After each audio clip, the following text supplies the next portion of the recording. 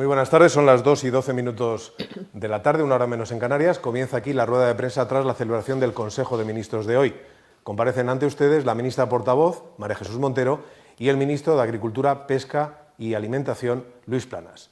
Están preparados ya los periodistas, posteriormente preguntarán directamente a los ministros. Tiene la palabra, ministra portavoz. Muchas gracias, Miguel Ángel, y buenas tardes a todos y a todas. Y como suele ser habitual, después de la reunión celebrada por el Consejo de Ministros, comparecemos para dar cuenta de los asuntos, de las materias que se han abordado en el día de hoy, y entre ellas la relativa al Ministerio de Agricultura, Pesca y Alimentación, y es por ello que me acompaña en este día Luis Planas, el ministro, que va a trasladarle medidas que hemos aprobado para favorecer la contratación de trabajadores en el sector agrario y garantizar de esa manera la recolección de las explotaciones agrarias y el abastecimiento de la población. Será en unos minutos. Antes de nada, me gustaría agradecer a los medios de comunicación, a las asociaciones, a los colegios y plataformas del sector periodístico y a la Secretaría de Estado de Comunicación la disponibilidad y el esfuerzo que han realizado en estos últimos días para consensuar un sistema que nos permita, al finalizar esta rueda de prensa, que se formulen preguntas en directo, tal y como venía siendo habitual. Echamos de menos la forma normal de celebrar nuestras reuniones. Esperemos que en muy poco plazo de tiempo podamos volver a encontrarnos todos dentro de esta sala y de esa manera recuperar esa normalidad que añoramos. Quiero también agradecer el esfuerzo que se está realizando por parte de todos en una situación tan compleja para que la ciudadanía esté informada con palabras simples, sencillas, que permitan que los mensajes lleguen a todo tipo de población y, en definitiva, puedan adoptar las medidas que van recomendando las autoridades sanitarias, los técnicos, los científicos y, por tanto, la reeducación en materia de relaciones sociales, en materias que, como siempre decimos, una sociedad como la nuestra, la mediterránea, habitualmente cuando se encuentra, cuando están cerca, tenemos hábito que durante estos días tenemos que intentar evitar al objeto de disminuir los contagios y la transmisión efectiva de aquellas personas que puedan tener el virus. Hace unos días también en esta misma sala comentábamos que estábamos en momentos difíciles, muy difíciles, de la epidemia. Yo diría que en las horas más duras, y que era imprescindible que la sociedad en su conjunto hiciera un enorme sacrificio, porque lo que estaba en juego ni más ni menos que era nuestra seguridad y nuestra salud. Hoy, los datos que monitorizamos cada día y del que a ustedes se les rinde cuenta a través de la comparecencia de los técnicos apuntan que vamos en la buena dirección. Todos los técnicos, los sanitarios, vienen advirtiendo de que en los fines de semana se puede estar produciendo una menor notificación de casos que luego se reajusta en los primeros días de la semana.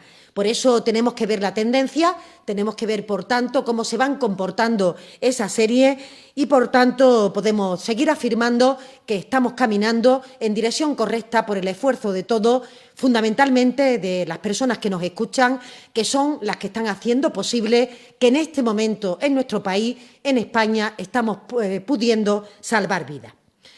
Aún así, una semana más, volvemos a reiterar nuestra condolencia, nuestra solidaridad y afecto con los familiares, con los allegados de las personas que han fallecido o que están enfermas. Al conjunto de la sociedad queremos transmitirle un mensaje claro.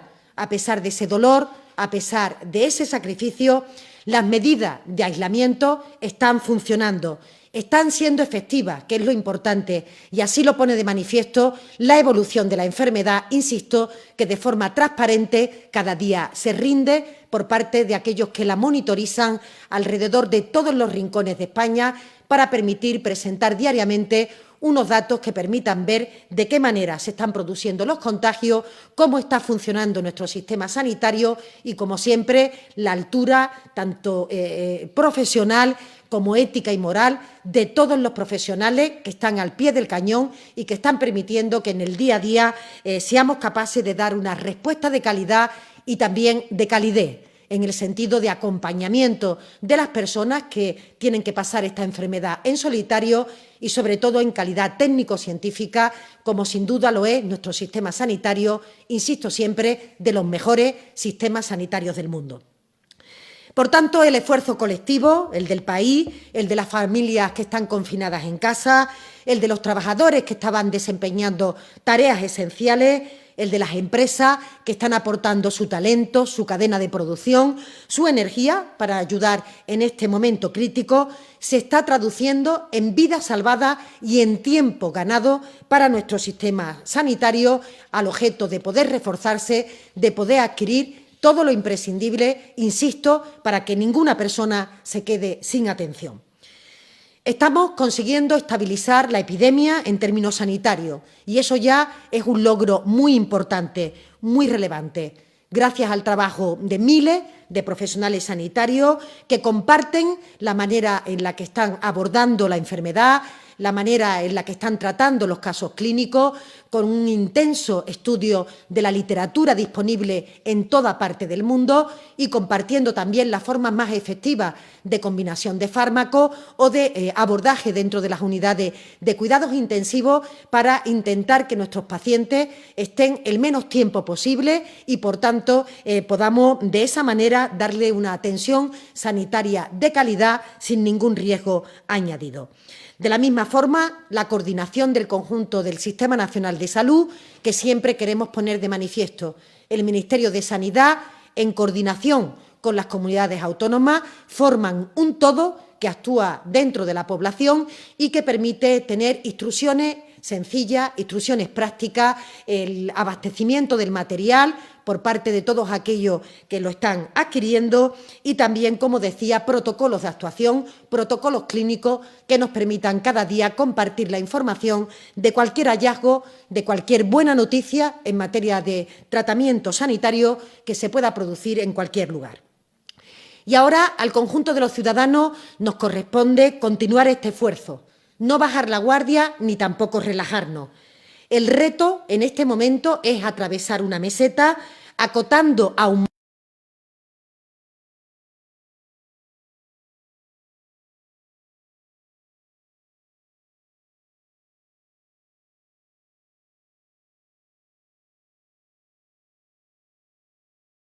los efectos del virus en el sistema sanitario y reduciendo en todo lo posible la propagación, sobre todo los contactos efectivos con las personas más vulnerables, antes de entrar en la siguiente fase, en la que los técnicos han venido a llamar desescalado o vuelta paulatina a la actividad previa. Y es por ello que el presidente del Gobierno anunció el pasado sábado que iba a solicitar una nueva prórroga del estado de alarma al Congreso de los Diputados, una cuestión que justamente es la que hemos abordado en el día de hoy en el Consejo de Ministros. En concreto, se solicita la prórroga por 15 días más, es decir, desde el 12 hasta el 24 de abril. Y, como saben, el presidente defenderá esta petición ante el Congreso en la comparecencia que va a celebrar el próximo jueves, donde esperemos contar de nuevo con el respaldo de la mayoría de los grupos parlamentarios. Diríamos que después del enorme esfuerzo individual y colectivo que están realizando todas las personas que nos escuchan, e insisto que ya está dando sus resultados, ahora tenemos que perseverar un tiempo más. Y de otro lado, y tal como ha expresado el presidente, desde el propio Gobierno queremos animar, queremos seguir alentando para que todo el mundo cumpla con todas las tareas que tiene asignadas.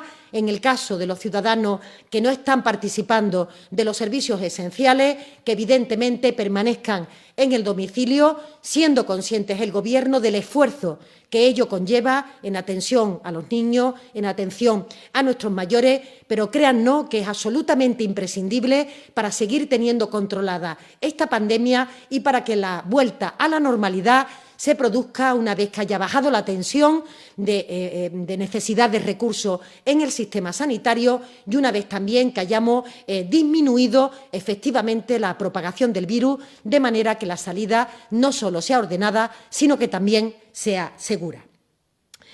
De otro lado, y tal como también expresó el presidente en su comparecencia, desde el Gobierno queremos desde ya abrir un horizonte de colaboración con todos los grupos políticos, con todas las organizaciones empresariales, sindicales, con el conjunto de las administraciones territoriales, es decir, una suerte de gran concertación social que permita afrontar los retos inmediatos y del medio plazo que tiene en este momento planteado nuestro país. Y lo hacemos con humildad y con generosidad, siendo conscientes de que España atraviesa momentos excepcionales.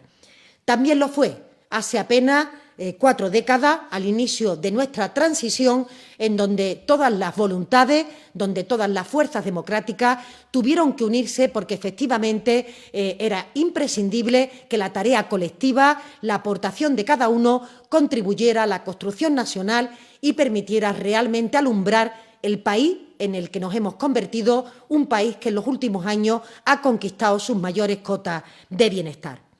Por eso, y tal como expresó el presidente, España necesita un gran acuerdo de país. Llámense nuevos pactos de Moncloa o con otras denominaciones, de otra manera. Necesitamos, por tanto, la aportación, el talento, el concurso de todos los actores políticos, sociales, económicos, para definir cómo vamos a seguir construyendo la España que queremos, la España que entre todos tenemos en la cabeza y que queremos avanzar, no solamente en términos económicos, que por supuesto, una vez que superemos esta crisis sanitaria, sino también en el abordaje de los valores colectivos, de preservar aquello que nos une, el colchón de seguridad que nos permite al conjunto de la sociedad, estemos en la posición que estemos, ser capaces de acceder a servicios públicos esenciales, de calidad, que componen realmente la gran conquista que este país ha hecho durante esos años. Y de camino, y como no, nuestro refuerzo en términos democráticos, en términos de los derechos y libertades que se han conseguido, pero que siempre siguen teniendo una evolución que tenemos que conquistar, sobre todo con la aparición de retos y de cuestiones tan esenciales como el planeta que dejaremos para las generaciones futuras o cómo utilizar la tecnología para que facilite la vida de las personas, para que nos permita, de alguna manera, perfeccionar nuestros sistemas del bienestar y también nuestra forma de comunicación entre las personas, intentando que sea lo mejor posible. Por eso queremos nuevamente hacer un llamamiento a todas las formaciones políticas, a todas las organizaciones sociales, sindicales, empresariales, al conjunto del talento de nuestra ciudadanía para que realmente se sume a este proyecto de país, insistimos, que creemos imprescindible poder abordar en el momento en que tengamos ya concluida la pandemia sanitaria, de manera que ya estemos seguros en que la salud de nuestros conciudadanos es una salud que se encuentra en términos de normalidad. Hemos podido abordar esta cuestión en su primer esbozo, en las reuniones que se han mantenido por parte del Gobierno con el diálogo social, en donde lo más urgente, lo más perentorio, lo más inmediato era la recuperación de la actividad laboral una vez pasado el permiso retribuido recuperable, que todos recuerdan que terminará el próximo domingo, en realidad el próximo miércoles, porque jueves, viernes, sábado y domingo eran festivos y que harán que en las comunidades donde no hay festivo el próximo lunes, el día 13, se reincorporarán al trabajo las personas, los trabajadores que durante estas 2 semanas, estos 8 días, habían permanecido también en su domicilio por no ser trabajadores esenciales de las actividades definidas como no esenciales.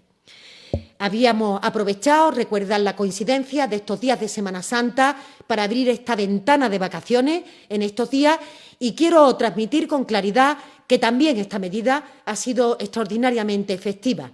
Es verdad que el número de hospitalización, el número de personas fallecidas o el número de personas en la UCI tiene, como siempre explican los técnicos, un decalaje respecto al inicio de los primeros síntomas, pero los datos de movilidad ponen de manifiesto que efectivamente en el entorno empresarial se había cumplido de forma bastante fiel la voluntad expresada en ese decreto ley de permiso retribuido recuperable y, por tanto, dar las gracias también al conjunto del tejido empresarial y al conjunto de los trabajadores. Seguiremos observando con atención lo que ocurre en los próximos días, monitorizando la actividad y adoptando, como siempre decimos, todas las precauciones y recomendaciones que nos digan o que vengan dictadas por los científicos y los técnicos sanitarios para que se cumplan dos objetivos de forma simultánea: que los trabajadores puedan desempeñar su tarea con garantía de seguridad y que la transmisión del virus se mantenga en sí mismo controlada. Por eso vamos a ir dando los pasos que nos permitan avanzar, caminar y consolidar estos objetivos.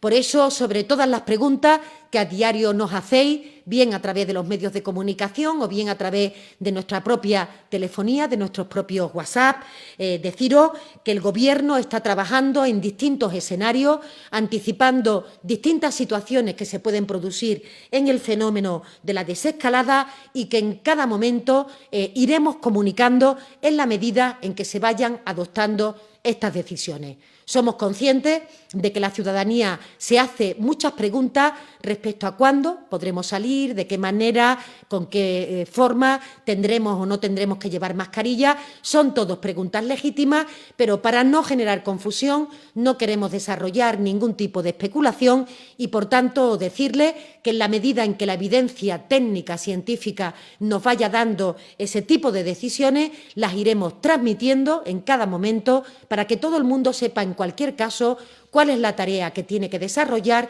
y pueda adoptar las medidas correspondientes para preservar nuestra propia seguridad y la seguridad de las personas que nos rodean, las personas que queremos.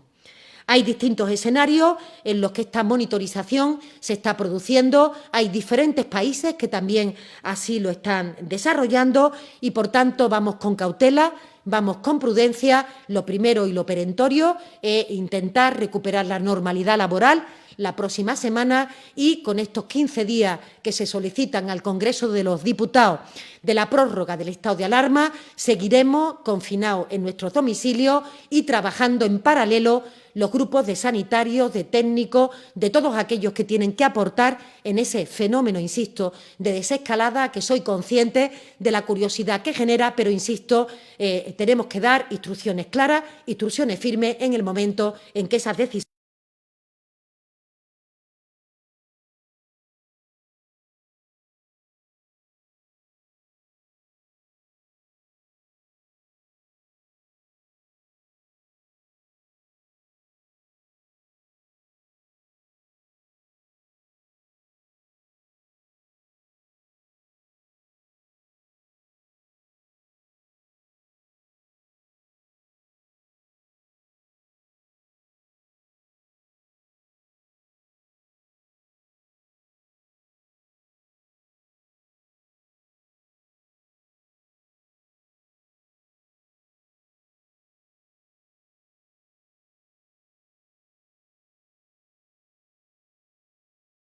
dijo textualmente: podemos transformar esta crisis en una oportunidad para reconstruir una Unión Europea mucho más fuerte.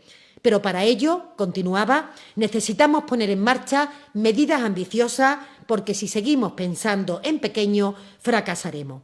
Efectivamente, esta es la posición que lleva el Gobierno de España a todas las reuniones que se están celebrando con este motivo, porque asistimos y damos la bienvenida a algunas propuestas de la Comisión Europea, por ejemplo, de la creación del Fondo de Ayudas al Desempleo, que es un primer paso, insisto, que valoramos como positivo, pero que creemos que es imprescindible ir más allá.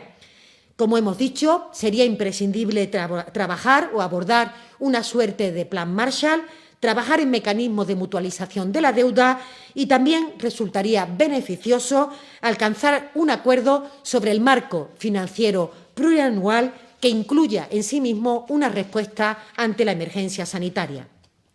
Nosotros, como país, somos una sociedad y somos un colectivo profundamente europeísta. En tiempos difíciles para el proyecto europeo, siempre España ha sido un bastión del europeísmo. En otros países, sin embargo, la crisis económica se tradujo, por ejemplo, en escepticismo hacia Europa. No fue el caso de España. Protegimos el ideal europeo cuando pocos lo hacían. Sabíamos que era cuando más necesitaba ser protegido. Incluso, a pesar de los errores cometidos, nunca hemos dejado de creer en el proyecto europeo. Ahora toca que Europa proteja a la ciudadanía y en este objetivo todos los que participamos de estos foros nos vamos a volcar. Y por eso insistimos en que en la reunión de hoy, de la que posteriormente la vicepresidenta le podrá dar mayor concreción, mayor contenido, seguiremos manteniendo esta posición, porque cuanto más fuerte sea España, más fuerte será Europa, y cuanto más fuerte sea Europa, evidentemente lo serán los países que la componen. Y ahora cedo sin más la palabra al ministro de Agricultura, recordándole que tendrá más información sobre otro asunto tratado en el orden del día de la reunión de hoy, pero que se colgará, como siempre, al finalizar esta rueda de prensa para que tengan el detalle correspondiente. Ministro, cuando quiera. Muchas gracias, ministra portavoz. Buenas tardes. Quisiera, en primer lugar, también transmitir mi más sentido pésame a todos los familiares y amigos de los fallecidos y a todos aquellos que se encuentran hoy hospitalizados o luchando contra esta terrible enfermedad, un mensaje de cariño y solidaridad también personal por mi parte. La cadena alimentaria está funcionando de forma correcta en este periodo. Está claro que hemos conseguido que el abastecimiento alimentario sea un abastecimiento regular en cantidad y en calidad de alimentos, y lo hemos conseguido gracias al buen trabajo de nuestros agricultores, nuestros ganaderos, nuestros pescadores, de todos los trabajadores de las empresas cooperativas agroalimentarias y de la industria agroalimentaria, y asimismo, por supuesto, de todos los trabajadores, empresas y trabajadores de la distribución agroalimentaria. Por tanto, la situación se puede calificar de práctica normalidad. Pero dicho esto, existen sin duda problemas derivados de la situación del decreto de alarma y su aplicación en que nos encontramos actualmente y de la necesidad de restringir la movilidad para luchar eficazmente contra esta pandemia, contra esta enfermedad. Por tanto, esa restricción de movimientos afecta muy seriamente a la actividad del mundo agrario, del mundo primario, fundamentalmente porque hay tareas que lo son con carácter estacional, claro, en primavera y en verano, tareas relativas pues tanto al mantenimiento como tareas ordinarias, como muy particularmente las tareas de aclareo y las tareas de recogida o de manipulado de la fruta de hueso o de las fresas o de frutas y hortalizas. Todo esto se hace en base a la disponibilidad de trabajadores para ese trabajo que se hace manualmente y de una forma, yo diría, con un trabajo muy duro y en el cual claramente disponemos, como ocurre con otros países europeos, de una necesidad de mano de obra procedente de países terceros comunitarios y no comunitarios. Tal posibilidad está este año claramente restringida. Nos encontramos exactamente en la misma situación en la que se encuentra Francia, Alemania o Italia a este respecto y, por tanto, hemos tenido que adoptar decisiones para responder a esa situación desde el punto de vista claramente de responder proveyendo de trabajadores y de actividad a este sector que lo necesita en este momento. Porque, primero, hay una necesidad, nos lo han solicitado las organizaciones profesionales agrarias, ASAJA, COAC, UPA, Unión de Uniones, pero también esa necesidad significa que si no se efectuara esa recogida de productos, no se hiciera ese trabajo agrario, disminuiría el abastecimiento a los mercados y de esa forma la disminución de la oferta podría suponer un incremento de precios y un menor abastecimiento, lo cual ciertamente no sería deseable. Y hay un segundo aspecto muy importante. 2/3 de nuestra producción va a los mercados europeos, a los mercados de la Unión Europea. Y como ustedes saben, el tráfico de mercancías, la exportación e importación de mercancías continúa fluyendo afortunadamente con normalidad y, por tanto, debemos abastecer a esos mercados porque son también para nosotros una fuente de renta muy importante para nuestro sector agrario y para el conjunto de la sociedad española. Por tanto, esa necesidad implica la adopción de medidas. Cada país europeo lo ha hecho en función de sus necesidades y en función de su estructura y de la respuesta que fuera a darle. En el caso español, este decreto ley, aprobado hoy por el Consejo de Ministros, pretende responder a las características y necesidades del sector y, evidentemente, a todas las limitaciones que tenemos vinculadas a la aplicación de esta situación extraordinaria de alarma en que nos encontramos para luchar contra la epidemia. Esto supone, en primer lugar, que hemos establecido unas normas en materia de proximidad respecto de la contratación extraordinaria de trabajadores que a continuación describiré. Pero primero quisiera hacer una mención. La semana pasada indiqué en esta misma sala que probablemente esta necesidad se situaba entre 100 y 150.000 trabajadores. Es una cantidad muy inferior a la del resto de los países europeos. Después del contacto que hemos mantenido con las organizaciones profesionales agrarias en cada una de nuestras comunidades autónomas y también de los datos que poseemos con las propias comunidades autónomas, podemos establecer la cifra final en aproximadamente entre 75.000 y 80.000 trabajadores, porque efectivamente la cifra de esa horquilla amplia a la que me refería la semana pasada se refería a la situación de contratos, no de trabajadores, y es evidente que un trabajador en el curso de una campaña puede tener más de un contrato, cosa que se puede plantear en esta situación. Por tanto, primero, proximidad. Los trabajadores contratados deberán serlo en el mismo término municipal o términos municipales colindantes para facilitar el trabajo y la recogida y, evidentemente, limitar los desplazamientos que tan nocivos son desde el punto de vista de la seguridad sanitaria y la lucha contra la epidemia. Las agrarias que afectan y que interesan normalmente a población joven o de mediana edad, no más allá de 40 a 45 años, dada su particular dureza, y en relación con las cuales, evidentemente, queremos dar respuesta. En cuanto se refiere al propio contrato de trabajo, lo tendrá que ser por escrito, tendrá que, lógicamente, ser el salario recogido en el convenio colectivo correspondiente o, en todo caso, el salario mínimo interprofesional, y a los efectos de dar mayor transparencia en relación con la posible percepción de prestaciones sociales, se hará mediante transferencia bancaria. Quiero indicar una importante excepción a esta compatibilidad respecto de las prestaciones sociales o las prestaciones por desempleo y la actividad profesional agraria, que se refiere a aquellos trabajadores que fueran beneficiarios de un ERTE, de una prestación por desempleo vinculada a un ERTE o de una disminución de actividad vinculada a los trabajadores por cuenta propia. Entendemos que aquello que está vinculado al coronavirus no debe ser efectivamente aplicable en este contexto. Y un elemento final que me parece muy importante, que es la gestión de todo este sistema. La gestión la va a llevar a cabo, evidentemente, por una parte, el propio sector, las empresas agrarias en la solicitud de trabajadores, en relación con los servicios autonómicos de empleo, también el SEPES y las delegaciones y subdelegaciones del Gobierno, que se encargarán de hacer un seguimiento próximo para que queden, por supuesto, garantizadas todas las posibilidades desde el punto de vista de las necesidades de trabajo, pero al mismo tiempo también garantizadas todas las condiciones y requisitos y normas sociales que son de aplicación en nuestro país, las que me he referido hace un momento y también particularmente las referentes a la cuestión relativa a los medios de protección individual y a la protección frente a esta epidemia que estamos padeciendo.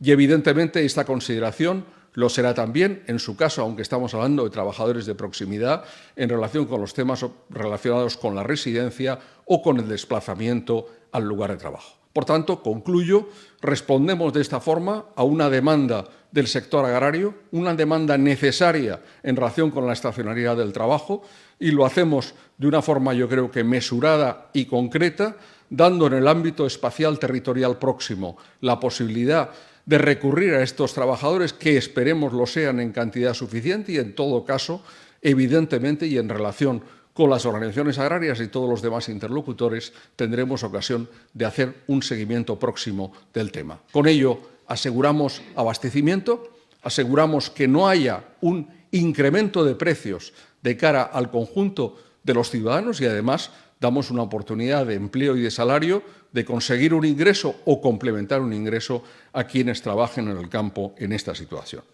Y quisiera aprovechar también esta comparecencia para darles unos últimos datos cerrados a fecha de ayer en relación con el consumo alimentario en la tercera semana del decreto de alarma.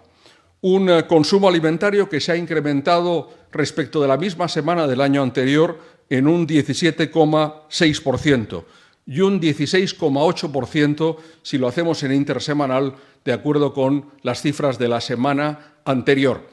Quisiera, más allá de las cifras, darles la impresión que tiene el Gobierno y que tiene este ministro, que es de normalidad en el abastecimiento, de normalidad en las compras, que han disminuido en el número de visitas a las tiendas y supermercados, pero que evidentemente se mantienen. Esta semana la gran novedad, yo creo que las primeras 2 semanas fueron de constitución de stocks, básicamente de arroz, de pastas y otros productos de primera necesidad.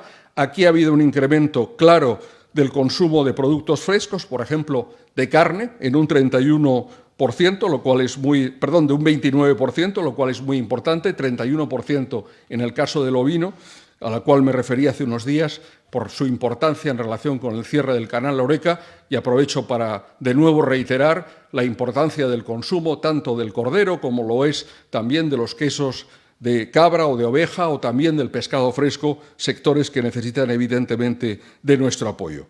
En el caso del pescado, el pescado fresco se ha mantenido en una disminución ligera de un menos 4%, un incremento del consumo de pescado congelado, un 18%, un incremento notable que se vincula con la presentación que hacía hace un momento del decreto ley de la compra de frutas, hortalizas y batatas. Son tremendamente importantes los consumos de productos frescos desde el punto de vista del equilibrio alimentario en una situación en la que nos encontramos. Y finalmente, quizás sea el dato anecdótico, pero es un dato real, se ha multiplicado por 4 el consumo de harina.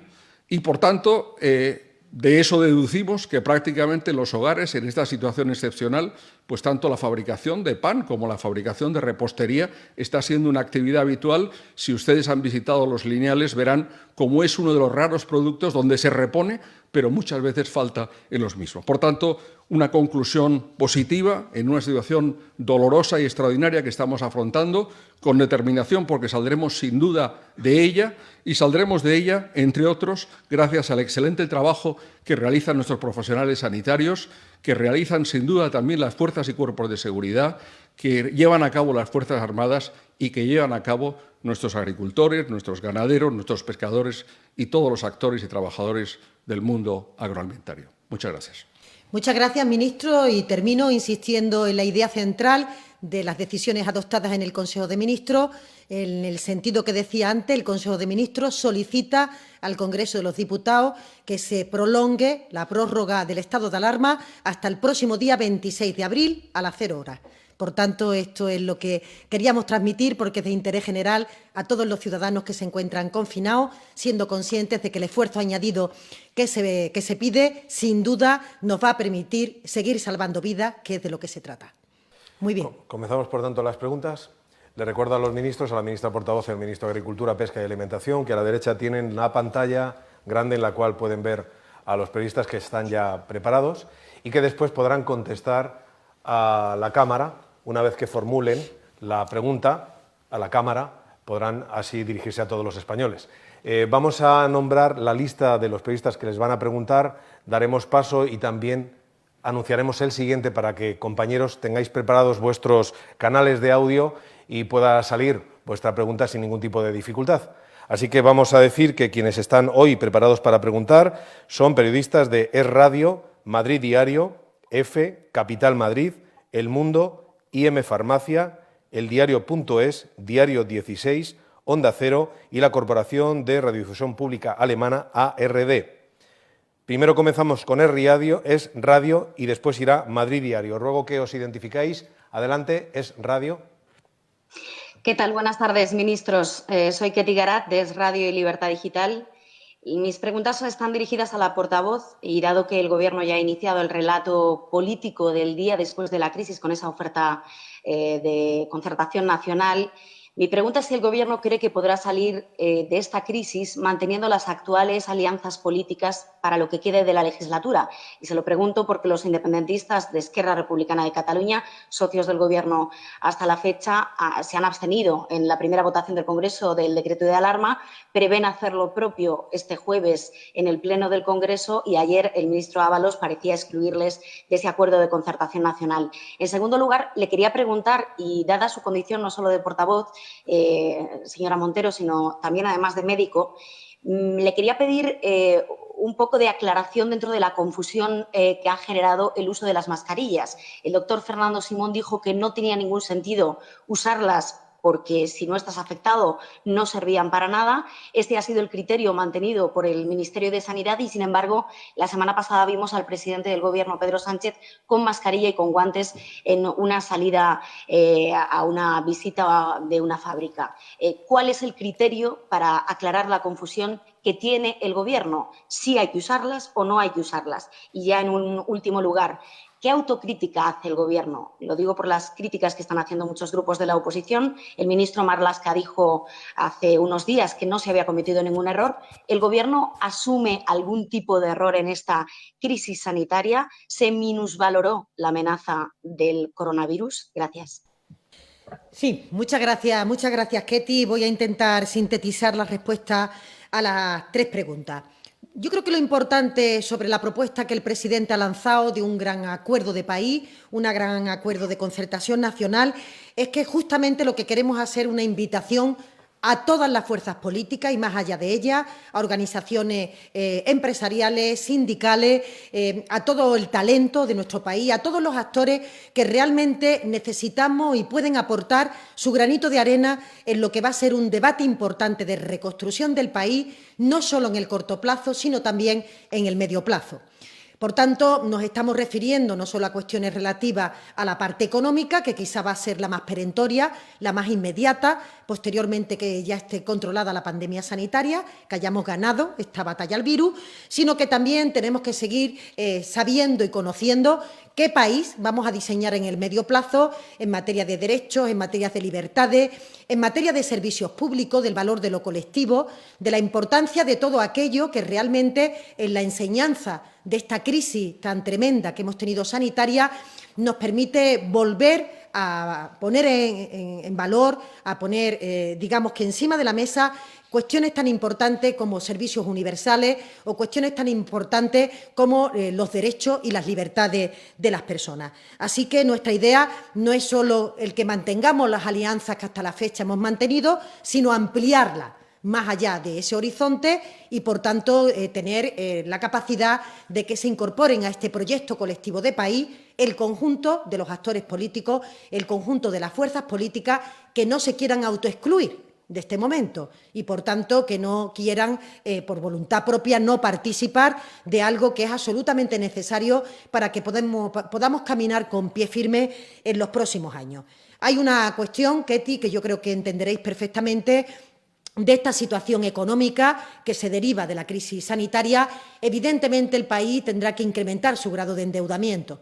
Si nosotros incrementamos nuestro grado de endeudamiento porque es imprescindible para atender el gasto sanitario o para dar prestaciones a las personas que salen despedidas del mercado laboral, parece absolutamente de justicia que tenemos también una factura que pagarle a las generaciones que de alguna forma futura van a tener que afrontar también esta deuda y, por tanto, hablar de cómo el planeta puede preservarse sin que haya ningún tipo de riesgo, de cómo hacemos de la tecnología, de las relaciones que ya son espontáneas que tienen los jóvenes, una forma de producción, una forma de universalización de muchos de los servicios públicos, parece que es una exigencia. Creo que se lo debemos a todos aquellos que van a tener que contribuir incluso en el futuro, para que seamos capaces de salir de esta situación de crisis sanitaria y económica en unas condiciones adecuadas.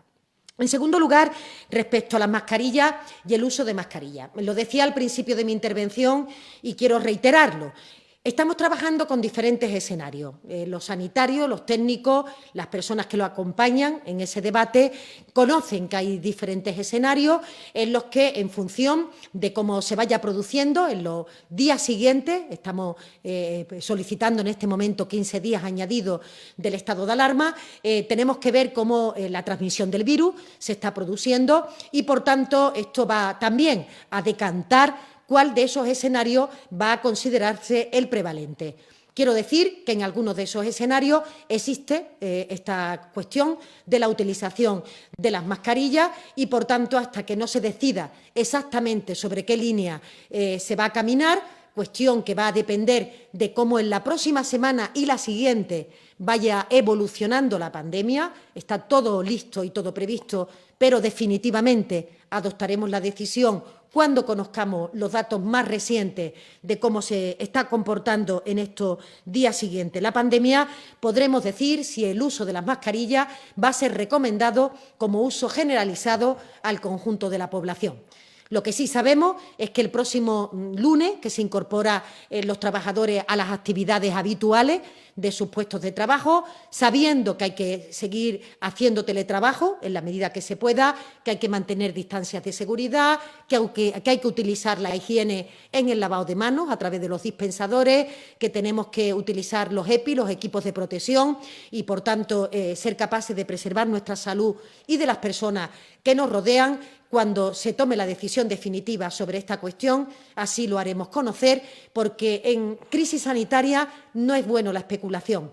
Podemos mandar mensajes que posteriormente no sean los definitivos, eso puede confundir los hábitos de la población y en este momento es imprescindible que la población tenga claro en el momento adecuado qué es lo que puede hacer, qué es lo que no puede hacer, y en este sentido me vaya a permitir que no especule con una cuestión que, insisto, está dentro de los escenarios, de algunos escenarios de los expertos, pero hasta que no se decida creo que es de responsabilidad no trasladar ningún tipo ni de posibilidad ni de especulación. Y, en último lugar, respecto a la autocrítica, seguro que todos los gobiernos, que todos los que tenemos responsabilidades en esta situación, en esta pandemia, tenemos que ver cómo se mejora, cómo se hace la autocrítica, que es un ejercicio sano para permitirnos conocer y seguir avanzando. Si la pregunta respecto a la información que conocemos hoy hubiéramos podido conocerla hace 2 meses o hace 3 meses para poder aprovisionarnos de todo el material imprescindible, pues ojalá. Pero una de las características de esta pandemia, una de las cuestiones que ha tenido esta pandemia es justamente la manera improvisada en la que la pandemia se ha presentado en el conjunto de Europa, la forma en que tiene de transmisibilidad de estos contagios y, por tanto, creo que nuestro país, sin duda, ha hecho un esfuerzo ímprobo por atender la emergencia sanitaria, por dotar a nuestro sistema sanitario de mayor capacidad para atender a nuestros pacientes, por ir a buscar los productos a cualquier parte del mundo, créanme, en donde se pudieran estar produciendo esta situación. Hemos sido uno de los países que primero ha sufrido esta situación, por tanto, otros aprenderán de España y nos alegramos de que eso sea, porque eso le va a permitir estar en unas condiciones más óptimas para poder afrontarlo. Ya pueden ir haciendo el acopio del material, que nosotros, insisto, por ser de los primeros, no tuvimos esa posibilidad, pero como siempre este Gobierno está haciendo un ejercicio permanente de autocrítica y entendiendo que para poder seguir avanzando tenemos que seguir profundizando en todo lo que podemos mejorar, de manera que lo podamos poner en marcha y, por tanto, en el futuro seguir incrementando la calidad de nuestras actuaciones. Vamos con las preguntas a continuación de Madrid Diario. Después de Madrid Diario intervendrá la agencia EFE. Adelante, Madrid Diario, por favor, identifíquese. Muy buenas tardes, Constantino Mediavilla. Muy buenas tardes, ministros. Ministra, portavoz, quería trasladarle algo que me parece importante después del anuncio de la nueva prórroga y sin pedirle bola de cristal. Sabemos cómo funciona ese escenario de prorrogar un estado en el que nos encontramos, de alarma, pero nos gustaría si pudiera profundizar un poquito más en contarnos en ese desconfinamiento escalonado, cómo se van a articular las medidas, si están trabajando en algún escenario concreto, siquiera someramente o mirando a otros países que ya han empezado con ello. Y especialmente en lo que tiene que ver en materia de educación. El aprobado general ha sonado hoy prácticamente como un terremoto, ¿no?, a nivel nacional.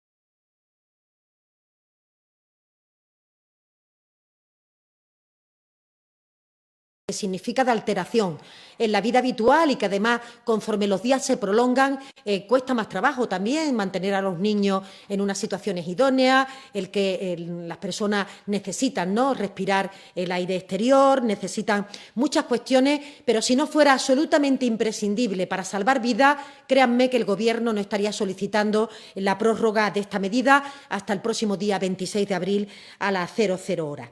La situación de aprendizaje que podemos llevar a cabo en relación con otros países, desgraciadamente, no es abundante porque, como habréis podido comprobar, España va a la avanzadilla en medidas innovadoras, en medidas creativas que permitan afrontar la crisis con los mejores resultados posibles.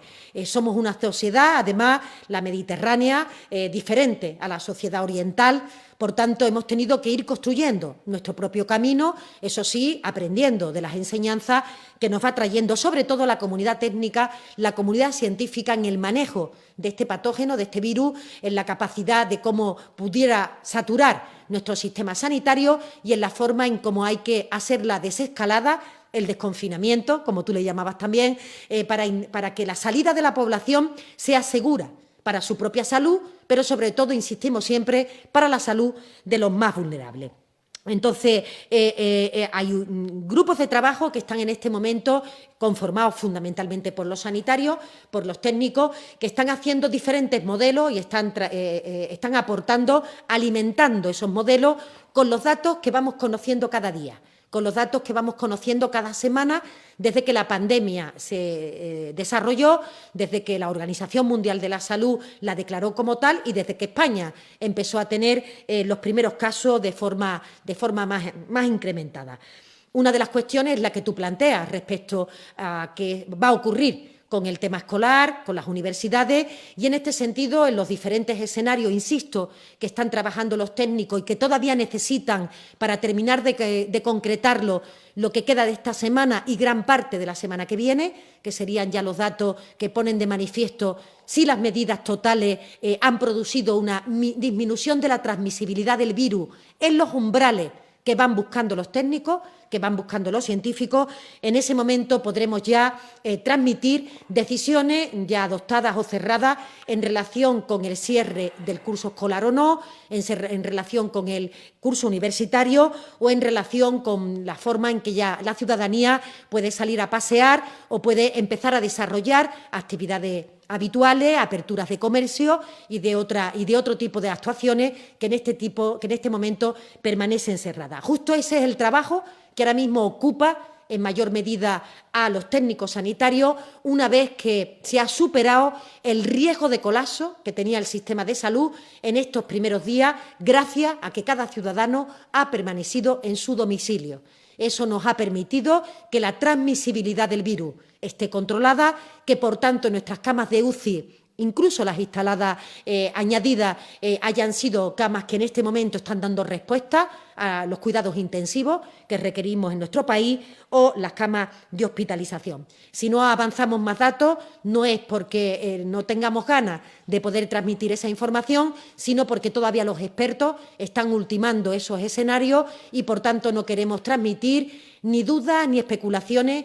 Insisto en este mensaje porque eso perjudica que luego la ciudadanía realmente tenga una clara conciencia de qué es exactamente lo que puede y lo que no puede hacer. Pero lo iremos comunicando en la medida en que los propios técnicos lo vayan transmitiendo. En relación con los datos sobre hospitales de campaña, yo creo que en algunas comunidades autónomas y concretamente en la Comunidad de Madrid y en la Comunidad de Cataluña, el haber ampliado estos espacios no tradicionalmente asistenciales para poder albergar a un grupo muy importante de enfermos ha sido, sin duda, beneficioso para el conjunto del sistema madrileño, del Sistema Nacional de Salud, concretamente en Madrid. Saben ustedes que habitualmente lo que se ha hecho es convertir nuestras instalaciones habituales sanitarias en grandes UCI. La capacidad de ampliación que hemos tenido de esa tecnología la hemos ubicado en esos hospitales y hemos procurado que en estos espacios acondicionados al efecto vayan camas de hospitalización de otro tipo de pacientes, pueden ser pacientes positivos, pero que no requirieran una dependencia tan alta de esa tecnología que se ha quedado, en la medida de lo posible, ubicada en los centros. Sin duda, ha contribuido. ¿En qué medida? ¿Cuáles son los datos de utilización definitiva de ese volumen de camas? No dispongo de esa información. Entiendo que la propia Comunidad de Madrid lo puede proporcionar porque son ellos los que tienen que monitorizar cómo se está utilizando, pero la impresión que tiene el conjunto del sistema sanitario y las autoridades sanitarias es que han sido imprescindibles para poder descargar a los hospitales que habitualmente se dedican a la atención de los enfermos, y queremos agradecer el trabajo ímprobo de profesionales, pero también del Ejército, que ha contribuido a su instalación, de los técnicos de mantenimiento, de los que han llevado la tecnología, de las empresas de nuestro país. Ha sido un esfuerzo colectivo que ha merecido la pena e insistimos en esto, que nos ha permitido salvar vidas y mantener la calidad de la atención sanitaria. Preguntará ahora la agencia EFE y después Capital Madrid. Adelante, EFE. Hola, buenas tardes. Patricia de Arce, la agencia EFE. A la ministra portavoz quería preguntarle si tiene intención el Gobierno de someterse al control parlamentario. El PP lo ha reclamado, incluso advierte o amenaza con ir al Tribunal Constitucional si no lo hacen. También quería preguntar a la ministra portavoz cómo explica el Gobierno el desfase de cifras entre enterramientos y fallecidos que ha habido, por ejemplo, en comunidades como Castilla-La Mancha, si están estudiando estos datos y si está ocurriendo a nivel nacional. Y al ministro Planas le quería preguntar si los afectados por los ERTEs, por el coronavirus, pueden compatibilizar el paro con un contrato en el campo con esta nueva medida. Gracias. Sí, muchas gracias, Patricia. Fíjese bien, el Gobierno lo que ha hecho en este momento y lo que está intentando plantear es una prórroga del estado de alarma para 15 días, de forma que el control del Gobierno se ejerce desde el mismo momento en que el presidente comparece el próximo jueves en el Congreso de los Diputados, con la participación de todas las formaciones políticas que están allí presentes, sometiéndose a todas las consideraciones que cada grupo tenga bien trasladar en su intervención y, por tanto, justamente esta prórroga que hemos hecho sucesiva de los estados de alarma cada 15 días, tal como se establece constitucionalmente, es el mejor mecanismo para que haya un control parlamentario, un control institucional de la tarea y de la labor del Gobierno. Dicho esto, siempre hemos acudido al Congreso de los Diputados o al Senado en el momento en que se nos ha requerido por parte de las cámaras y seguimos con esa absoluta disponibilidad. Si en algún momento las cámaras consideran o entienden que algún miembro del Gobierno, el propio presidente, tiene que comparecer más allá de que lo va a hacer este jueves, evidentemente allí estaremos, allí acudiremos y sin duda estaremos encantados de poder ofrecer toda esa información, siempre preservando que la circulación, que las medidas de seguridad que se adoptaron en el Congreso de los Diputados después de que se detectaron varios casos positivos no pongan en peligro, no pongan en riesgo la salud de las personas que habitualmente trabajan, que habitualmente desarrollan su tarea dentro de este entorno. Pero, insisto, el próximo jueves el presidente se va a someter al control de la oposición a través de la solicitud del estado de alarma. Tendremos ocasión de escucharlo a él y al resto de grupos parlamentarios y iremos y acudiremos al Congreso de los Diputados cuantas veces se nos llame por parte de cada una de esas cámaras. Y, en segundo lugar, yo creo que en este momento por supuesto, que el Gobierno de España está exigiendo la calidad de toda la información que diariamente rinde cuenta a través de sus comparecencias públicas. En concreto, este aspecto tan puntual respecto a una comunidad autónoma, creo que sería la comunidad autónoma la que debe de responder si hay algún tipo de desfase entre el número de personas, si se refiere a personas solo fallecidas por el COVID-19 o se está refiriendo a otro grupo de personas, si son instalaciones provisionales mientras que la persona definitivamente descansa en paz. Quiero decir que en este momento, en donde se ha producido un número de fallecimientos tan elevado, las personas que han sufrido esta situación sabe que se ha producido algún tipo de retraso en relación con el enterramiento o con la incineración de la persona enferma, de la persona fallecida, y por tanto puede ser que en esas situaciones distintas se haya producido ese desfase del que usted hace mención, pero que podría contestar perfectamente la comunidad autónoma porque yo no dispongo de datos adicionales. Pues sí, en relación con la pregunta que me formula, muchas gracias, Patricia. Este decreto ley lo es de medidas urgentes en materia de empleo agrario, por tanto es una respuesta extraordinaria a una situación extraordinaria que creemos que es buena para los empresarios, que podrán, lógicamente, hacer sus tareas agrarias y llevar a cabo las cosechas tal como tenían previsto y otros trabajos agrarios de carácter temporal. En segundo lugar, que es buena para los trabajadores que se encuentren en situación de desempleo o que quieran complementar sus ingresos que sean bajos a nivel familiar. Y en tercer lugar, es buena para todos los ciudadanos, porque de esa forma podremos continuar obteniendo y comprando productos de primera necesidad, especialmente frutas y hortalizas, con carácter regular y a un precio adecuado. Todo eso implica medidas extraordinarias, la compatibilidad que he indicado respecto del subsidio agrario, de la renta agraria o de las prestaciones por desempleo, pero expresamente hemos excluido todo aquello que esté vinculado a los ERTE, la prestación de desempleo vinculada a los ERTE y, asimismo, las prestaciones extraordinarias con ocasión de la disminución del trabajo efectuada por los trabajadores autónomos o los ceses de actividad. Todo esto está excluido porque, evidentemente, tiene una financiación propia y una cobertura propia a través de las medidas sociales que hemos venido adoptando en las últimas semanas, pero aquí respondemos a una necesidad de empleo con una medida social extraordinaria y también, debo decirlo, con plenas garantías tanto para empresarios como para trabajadores como para ciudadanos. Vamos a la siguiente pregunta. Capital Madrid parece que tiene alguna dificultad de comunicación en este instante, así que pasaremos al Mundo, El Mundo, y después volveríamos a Capital Madrid si hemos resuelto esa conexión. Es el turno del Mundo, adelante.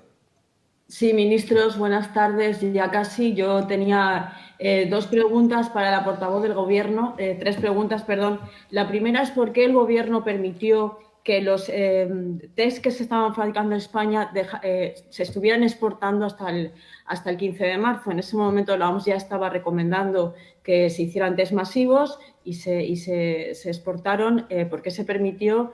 Y esto es una información que hoy publicamos en el periódico. En segundo lugar, le quería plantear, ministra, usted nos alude, y distintos miembros del Gobierno están haciendo, a una concertación social y política para salir de esta crisis que ha provocado el virus. Pero yo le quería preguntar exactamente si ustedes están planteando pactar las nuevas medidas con la oposición, porque es algo que ellos reclaman, pactar ya estas medidas, algo que el propio expresidente del Gobierno, Felipe González, planteaba también en un artículo este fin de semana en El País.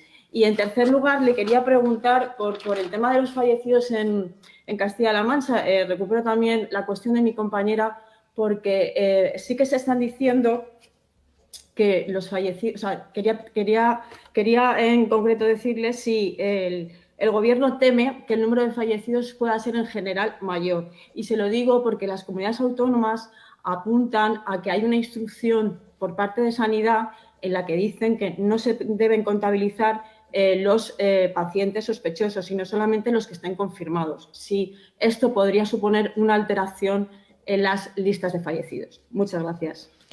Sí, muchas gracias, Marisol. Bueno, en relación con la primera pregunta, lo he intentado transmitir anteriormente en mi respuesta.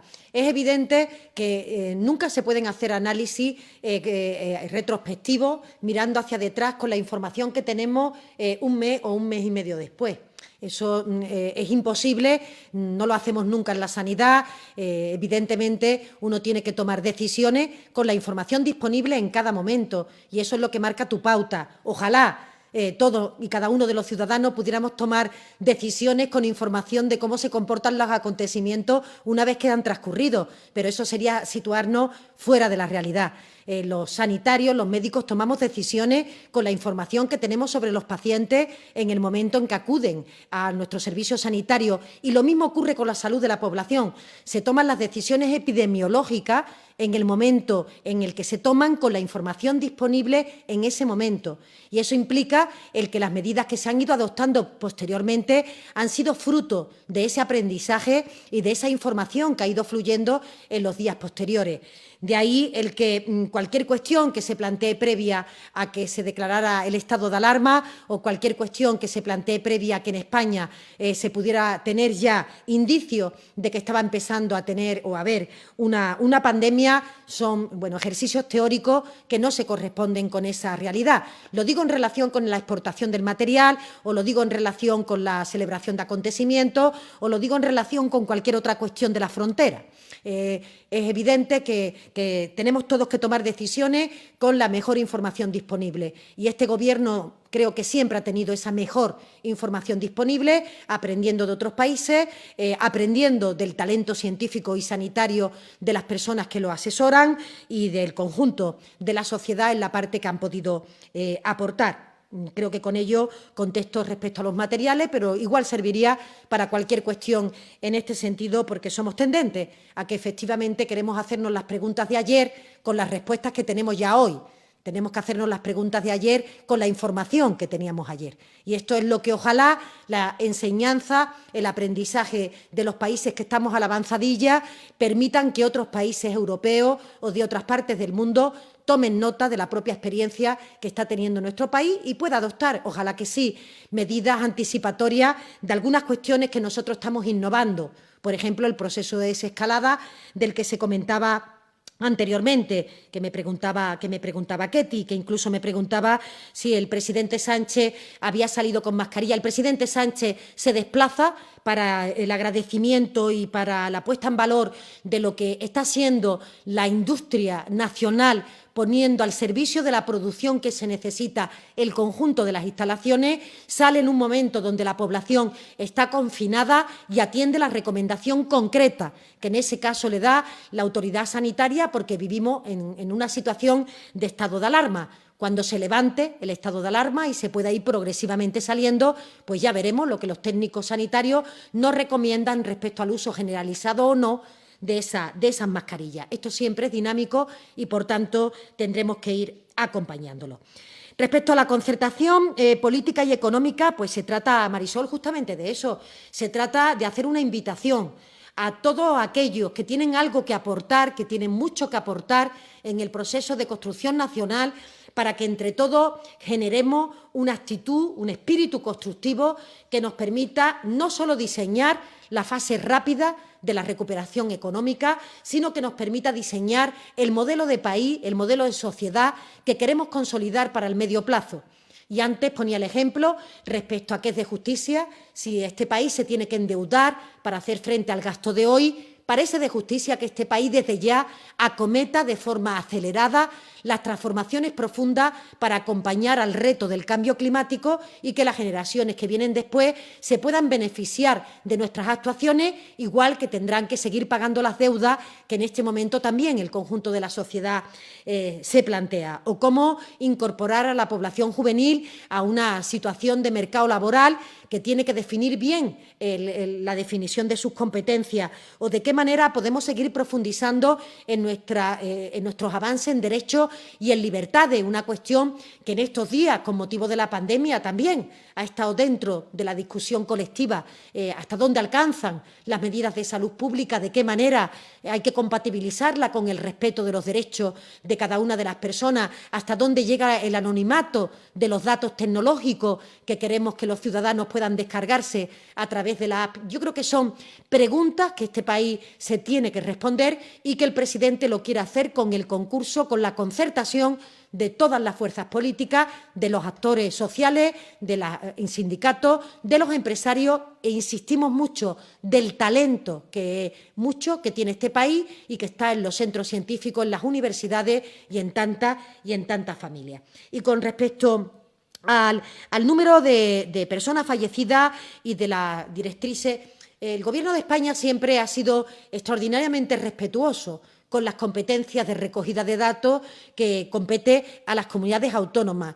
Y creemos que los datos que nos proporcionan las comunidades autónomas son datos fiables, excepto en algún momento puntual, en alguna situación concreta que se haya podido producir un retraso en la emisión de datos, aunque seguimos insistiendo en la necesidad de la calidad de los datos clínicos cualitativos, no sobre el número de personas, sino sobre fecha de inicio de síntomas, sobre el momento en que el paciente abandona hospitalización y pasa a la UCI, sobre datos cualitativos que permiten a las autoridades sanitarias también adoptar decisiones respecto a la capacidad de acogida del sector sanitario o respecto a las medidas de desescalada. Sinceramente, no tememos que el número de personas fallecidas con motivo del COVID sea superior al comentado. En ningún caso. La mayoría de comunidades autónomas saben que cuando se produce un brote y hay personas en el entorno de ese brote que fallecen por neumonía, se apuntan, se registran como pacientes fallecidos por neumonía, aunque no tengan definitivamente hecha la PCR o hecha la prueba. Por tanto, la calidad de los datos depende de comunidades autónomas y tenemos una alta confianza en esta recogida que hacen comunidades autónomas, con independencia de que en un tema concreto, en un ítem concreto, en un territorio concreto, se pueda producir algún desfase que, insisto, deberíamos de preguntarle a esa comunidad autónoma porque el Gobierno no tiene, yo no tengo en este momento la finura del detalle que vosotros me pedís. Continuamos. En esta ocasión es Redacción Médica quien va a preguntar y posteriormente lo haría eldiario.es. Adelante, Redacción Médica. Hola, buenas tardes. Buenas tardes. Quería preguntar a la ministra y portavoz sobre los 52.000 voluntarios que se dijo que se iban a incorporar, que eran médicos jubilados y estudiantes. ¿Cuántos se han incorporado hasta el momento? Y, por otra parte, se anunció una compensación, unos mecanismos de compensación para los profesionales sanitarios que están en primera línea estos días. A ver si se ha avanzado en estos mecanismos. Gracias. Sí, en relación con la primera cuestión, lo que hizo el Gobierno es desarrollar su capacidad legislativa para que se pudiera poner a disposición de las comunidades autónomas, que son las que conocen las necesidades de refuerzo del sistema sanitario, pudiéramos ampliar la oferta de profesionales disponibles para las comunidades autónomas. Y en este sentido, conocéis perfectamente que estábamos hablando de personas que hacía poco tiempo se habían jubilado, se habían retirado, de la rapidez en la homologación de títulos, de aquellos países en los que tenemos gran experiencia en su trabajo por parte y su formación por parte de los profesionales sanitarios. Estamos hablando de los residentes de último año en relación con determinadas especialidades, pero lo que hizo el Gobierno es desarrollar su capacidad legislativa para que este conjunto de profesionales estuviera a disposición de ser contratados por los servicios sanitarios, que son los que modulan, los que conocen en qué sitio y en qué momento se necesitan esa cuestión. Yo personalmente no tengo en este momento un registro sobre esas personas, pero creo que las comunidades autónomas podrán facilitar sin mucho problema también esta cuestión. Respecto al resto de cuestiones, en relación con mecanismos de compensación, yo que sé por primera persona de mi trayectoria hospitalaria, cuando se producen refuerzos de personal, cuando se producen llamadas de personas que están en situación de descanso, o el incremento de horas extras, o la necesidad de incrementar el número de guardias, evidentemente existen conceptos retributivos aparejados a esa mayor intensidad del esfuerzo y del trabajo. Pero quiero decir que esta pandemia ha sido en esto también una pandemia inédita. Por tanto, ha habido muchos profesionales que de forma altruista, de forma voluntaria, se han presentado en los centros sanitarios y se han puesto disponibles para desarrollar sus servicios de salud. Y si me permitís también, añadiría, no habría dinero que pagara el trabajo abnegado, el esfuerzo, la dedicación, el riesgo de todos los profesionales de primera línea, de los médicos, de las enfermeras, de las auxiliares, de los celadores, de los técnicos de mantenimiento, de las auxiliares administrativas, de todos los que hacen posible la gran farmacia sanitaria, hospitalaria, también de atención primaria, los médicos de familia, las enfermeras de enlace, los trabajadores sociales. No habría dinero para poder pagar la profesionalidad, el talento, el esfuerzo y la dedicación. Pero insisto en que los mecanismos habituales están contemplados a la hora de movilizar a este personal y no hay ninguna cuestión añadida que podamos incorporar. Vamos a darle paso ahora a eldiario.es y después del diario.es intentaremos, aunque no con imagen, sí comunicar vía sonido con Capital Madrid. Adelante, eldiario.es. Hola, ¿qué tal? Buenas tardes. Yo le quería preguntar a la portavoz, en primer lugar, sobre la medida que le anunció el domingo el presidente a los presidentes autonómicos de que le facilitaran un listado de infraestructuras en los que se pudieran aislar las personas contagiadas. Le quería preguntar si esta medida va a ser voluntaria o, en el caso de que sea obligatoria, ¿cómo pretende hacer el Gobierno que sea obligatoria? ¿Cómo pretende obligar a esos ciudadanos a que permanezcan en esas infraestructuras? Y, en segundo lugar, cuando se vaya produciendo la progresiva relajación de las medidas de confinamiento por territorios, esto dependerá de los test serológicos que se van a poner en marcha para determinar la inmunidad que tenemos al virus, y luego cuándo se comenzarán a hacer esos test y a quién se les harían, o sea, cuál sería el criterio para elegir a las personas a las que se haría esos test. Gracias. Sí, en relación con las cuestiones o las preguntas que tú me formulabas, transmitirte varias cuestiones. Efectivamente, estamos trabajando, como he dicho anteriormente, en diferentes escenarios. Esos escenarios, ¿quién los maneja?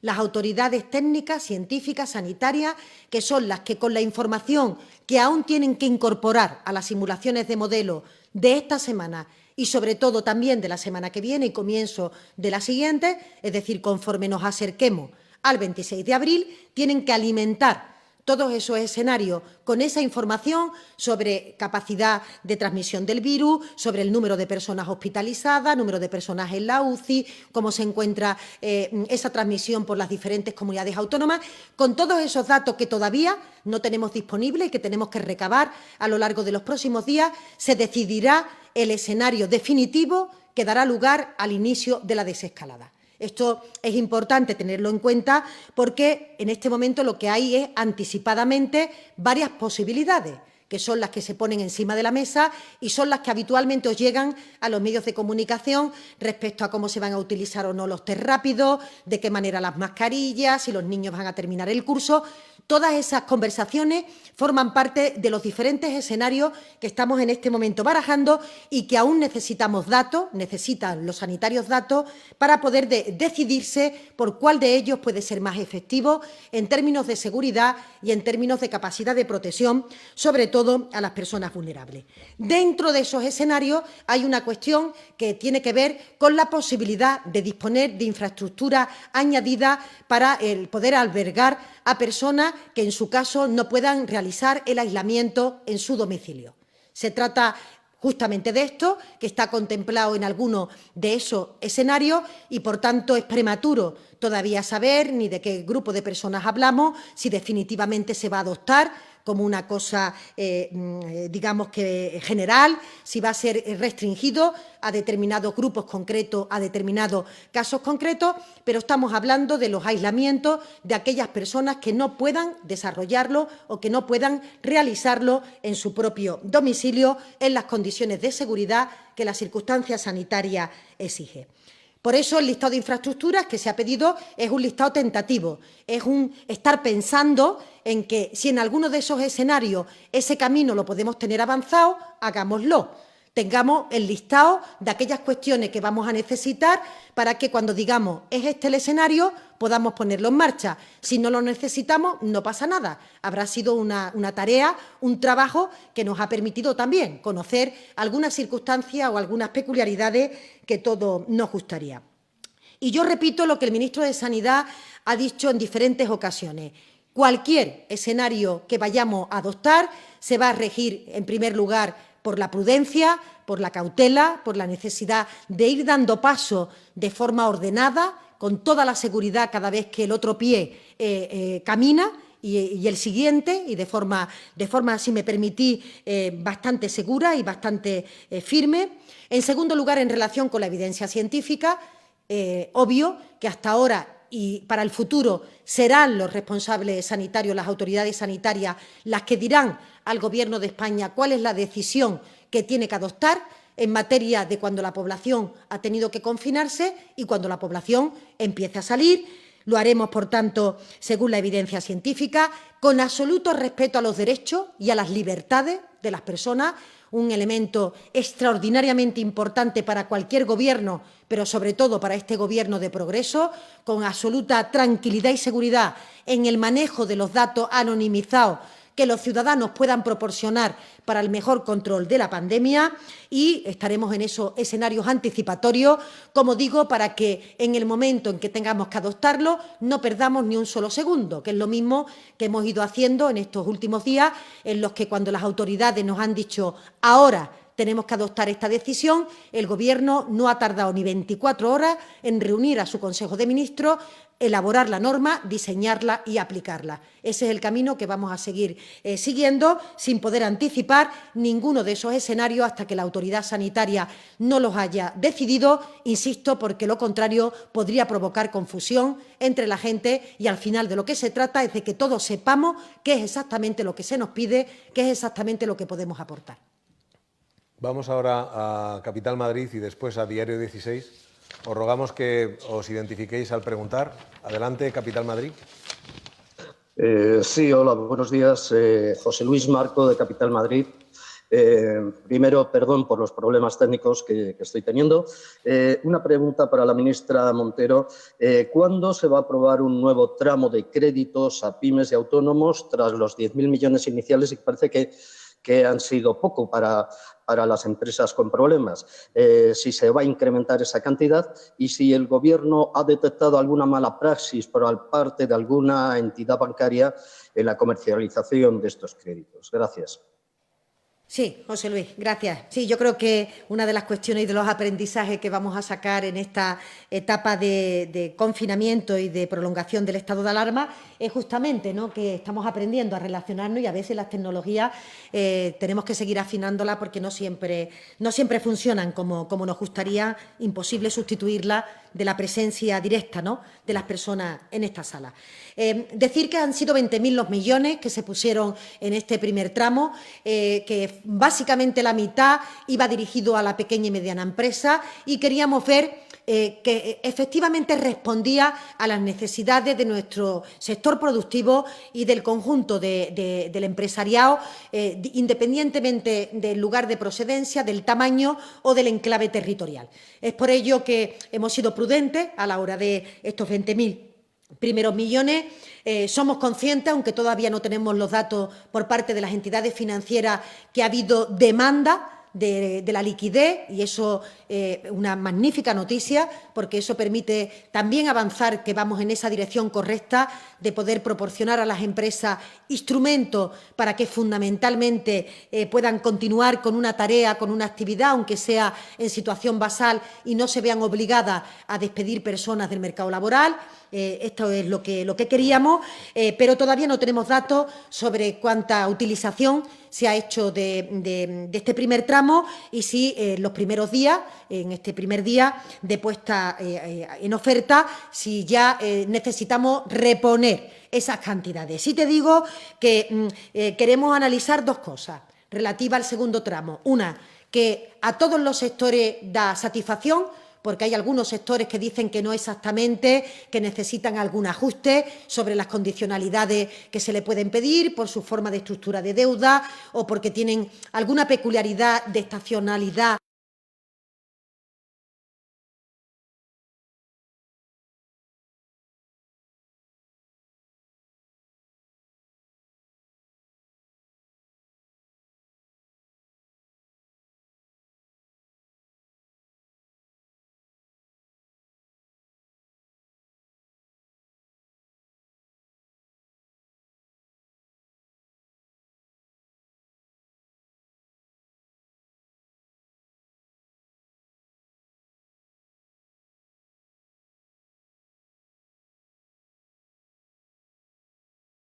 Su negocio o su empresa porque la liquidez no ha llegado a su entorno o porque hubiera alguna condicionalidad que no se adaptara exactamente al patrón de negocio que esa empresa puede comentar.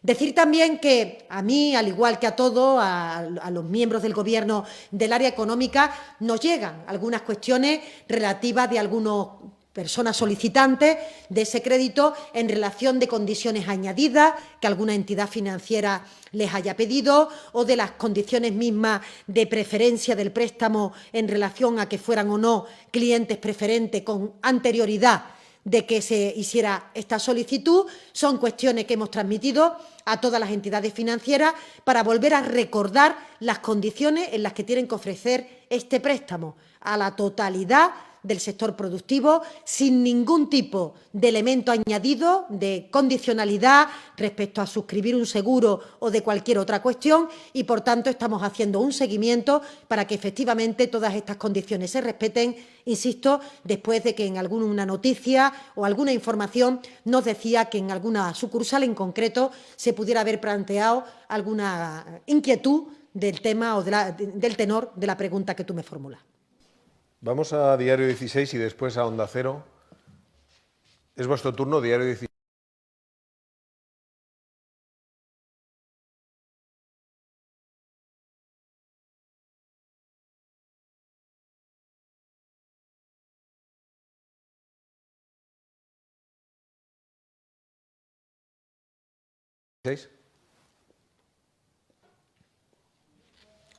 Necesitamos que subas.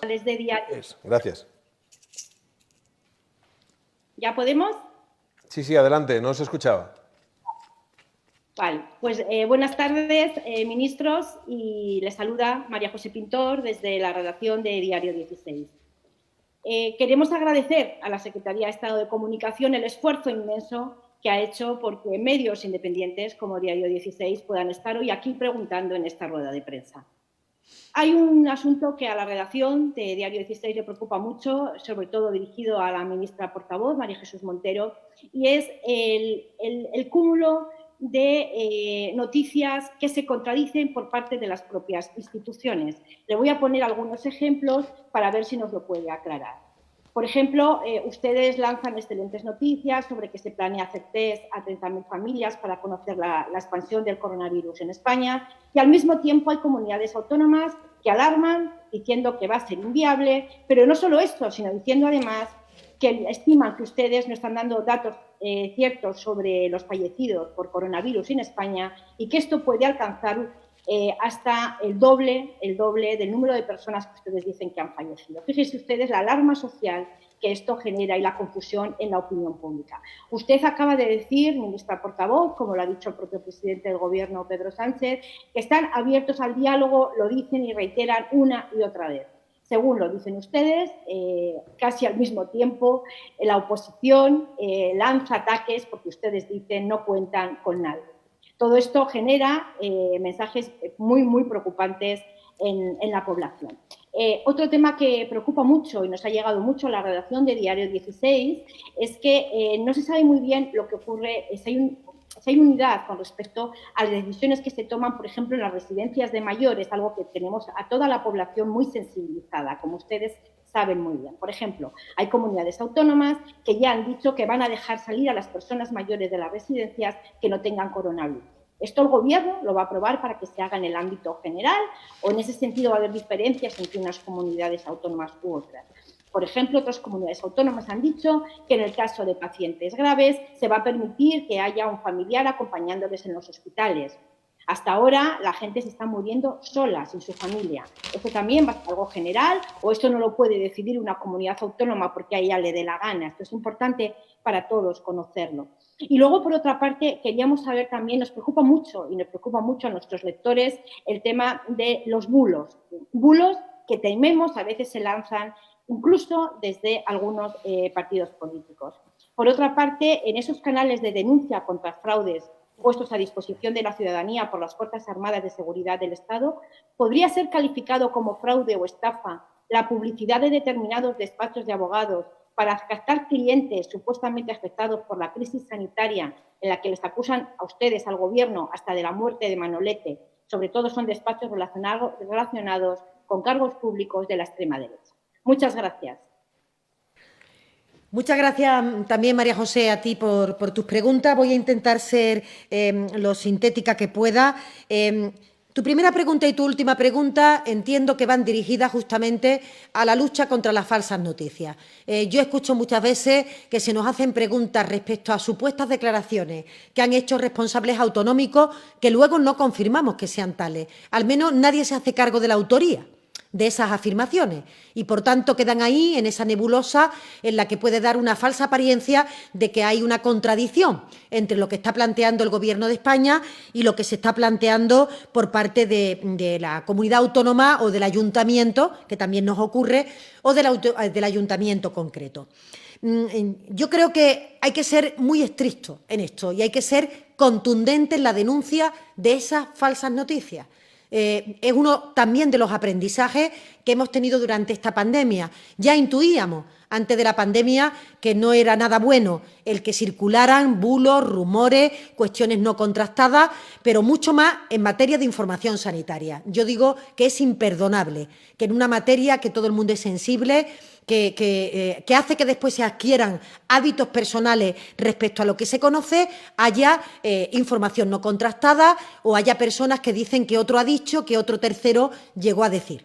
Esto debemos de evitarlo, debemos no darle pábulo a ese tipo de bulos y yo no he escuchado personalmente ninguna declaración con autoría declarada de ningún responsable autonómico en el que haya señalado una diferenciación respecto de las instrucciones globales en el control de residencias, en la manera en que tenemos que abordar a los pacientes o en las cuestiones que tienen que ver con la calidad de la atención, tanto en domicilio como en los recursos hospitalarios que se han puesto a disposición de los ciudadanos.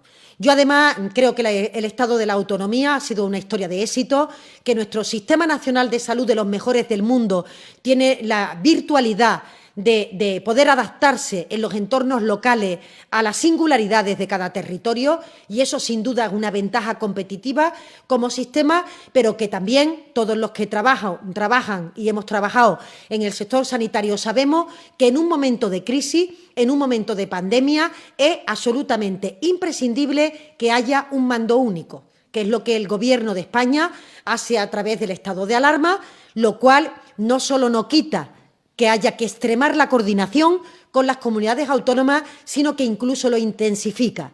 Pero de nada serviría que en una parte de España se estuviera permitiendo determinados hábitos de salida de la población, de residencias o de cualquier otro sitio, de acompañamiento de las personas enfermas si luego en otra parte de España eso no se produce?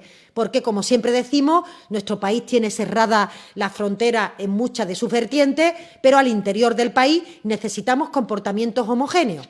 No entendemos, ni el virus no entiende si acaba de pasar la provincia de Almería o acaba de entrar en Murcia. Eso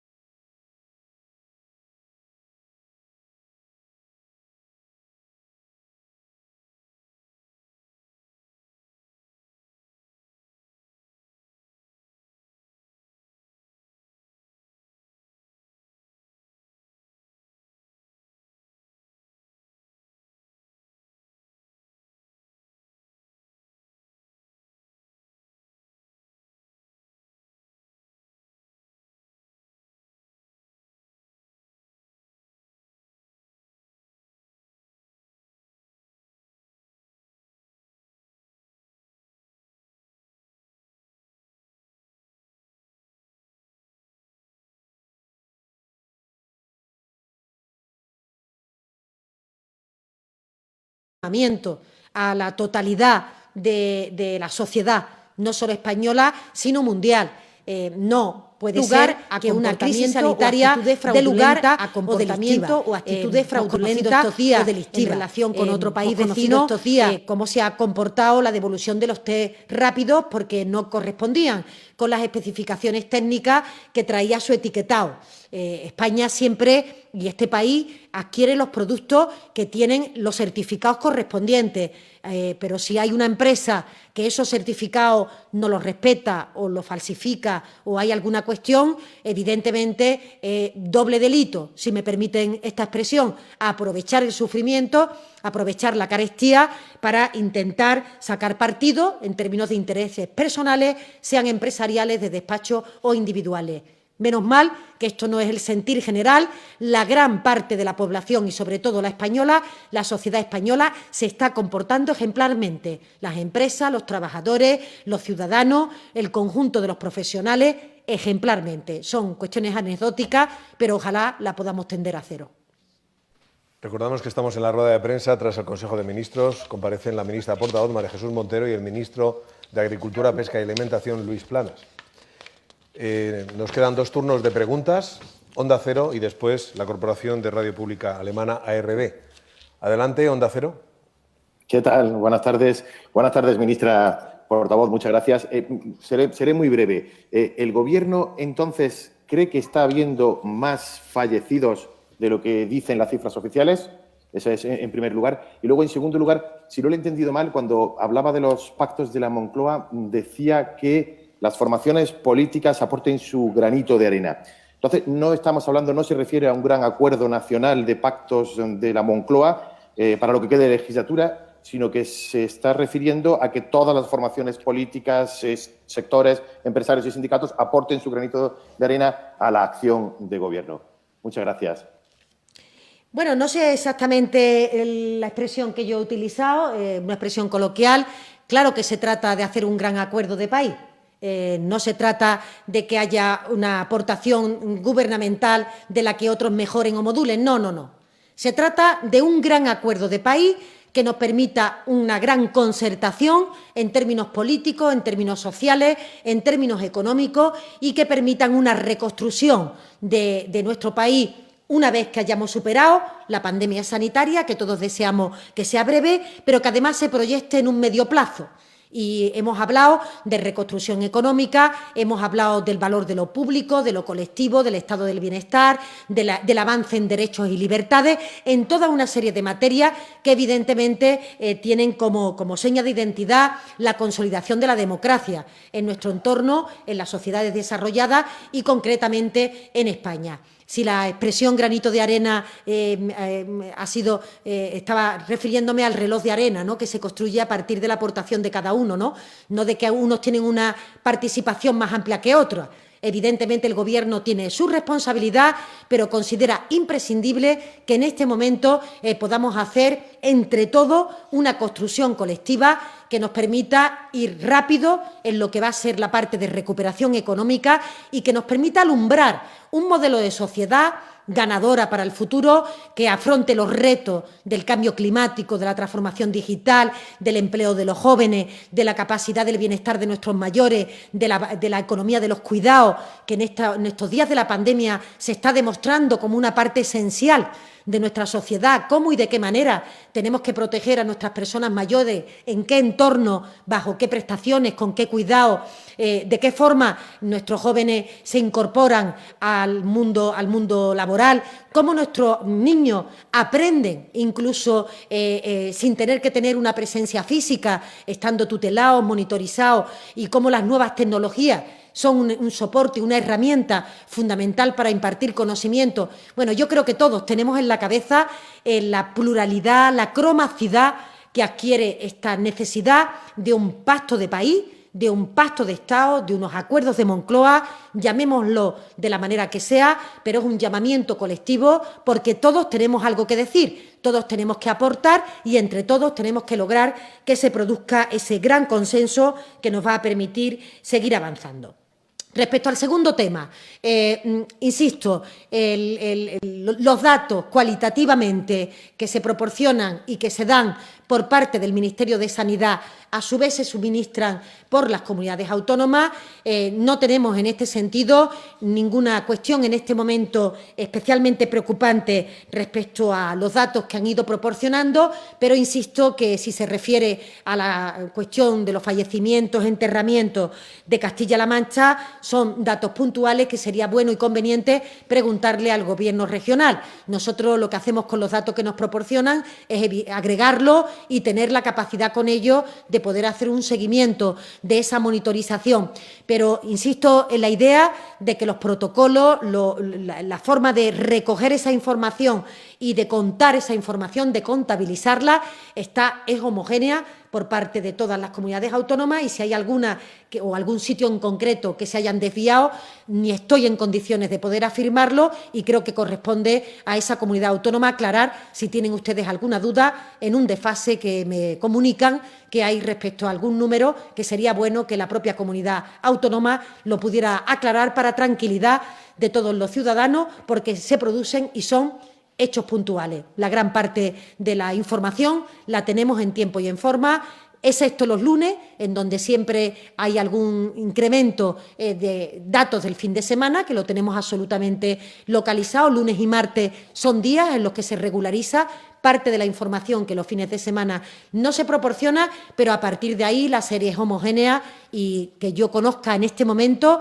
salvo otro criterio de la comunidad autónoma, no hay ninguna cuestión que me permita poner especialmente el interés o el enfoque.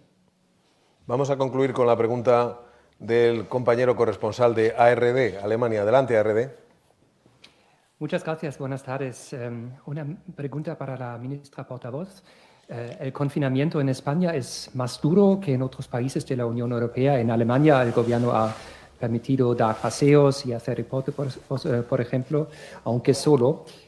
¿Por qué el gobierno de España ha insistido en este camino y hay un intercambio sobre las medidas de confinamiento entre las administraciones de los respectivos países? Esa sería mi primera pregunta. Y la segunda al ministro Planas. ¿Se ha planteado facilitar el viaje a España a los trabajadores marroquíes, los que se necesitan en el campo? ¿Ha hablado con su homólogo en Marruecos? Muchas gracias. Sí, en relación con la primera cuestión, efectivamente siempre el Gobierno de España hemos trasladado que las medidas que ha adoptado de confinamiento, de movilidad de la población, en este caso no movilidad, son de las más duras del conjunto de Europa. Somos conscientes de que ha sido así, básicamente porque nuestro objetivo era disminuir la transmisibilidad del virus, igual que ocurre en el resto de países, y entendimos desde el primer momento, y así nos lo dictaron las autoridades sanitarias, de que el confinamiento no tenía que dar lugar a interpretación respecto a qué tipo de actividad se podía o no se podía realizar, sino que era bueno y conveniente que fuera un confinamiento total, excepto para las actividades diarias de lo que es el mantenimiento de una familia, ¿no? De adquisición de medicamentos, adquisición de los productos alimentarios, y en materia laboral de aquellas actividades que no es posible hacerla en teletrabajo y, por tanto, que requerían la presencia física de la persona trabajadora. Somos conscientes que fuimos de los países que adoptaron medidas más duras, pero estamos tremendamente satisfechos de ello porque los datos ponen de manifiesto que la reducción de la movilidad ha ido directamente y proporcionalmente parejo a la disminución de la mortalidad, a la disminución de la utilización de los servicios sanitarios. En definitiva, parece lógico y de sentido común pensar que cuanto menor movilidad, menos capacidad de transmisión, menos contagio y, por tanto, más posibilidad de contener la utilización de los servicios sanitarios y, por otra parte, de que se produzca menos situación de contagio entre la población que esté sana o la población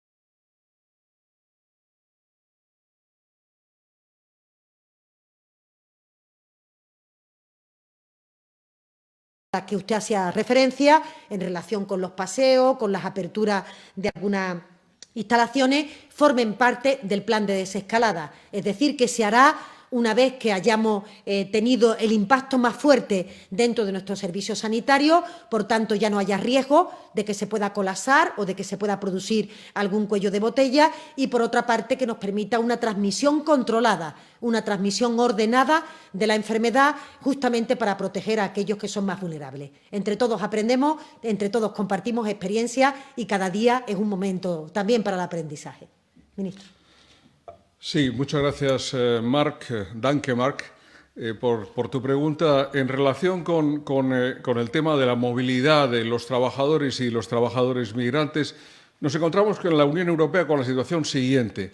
Se ha limitado de tal forma la movilidad que prácticamente es inexistente entre los Estados miembros en el seno de la Unión Europea. No así, como he indicado antes, en el caso de las mercancías, afortunadamente, importación y exportación, pero sí, por razones sanitarias, el desplazamiento de personas. Como acaba de indicar mi colega, la ministra portavoz, de igual modo ocurre en España y de forma